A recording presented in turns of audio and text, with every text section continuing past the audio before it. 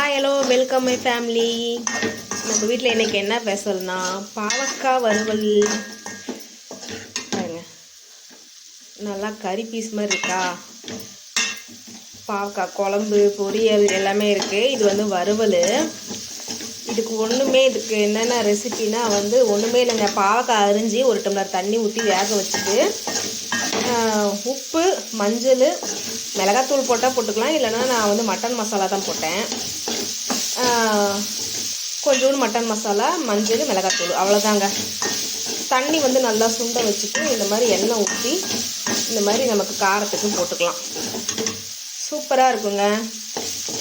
எப்படின்னா குழம்போடு சேர்த்து சாப்பிட்டாலும் சரி, இல்லை வெறும் சாதத்தில் வச்சு சாப்பிட்டாலும் செம்மையாக இருக்கும். கசப்பே இருக்காது. எனக்கு ரொம்ப பிடிச்ச ஃபேவரட் இது. பாருங்கள், பாவக்காய் வறுவல். ஓகே, நீங்கள் ட்ரை பண்ணி பாருங்கள். ஓகேவா? ஓகே, டாட்டா பாய்.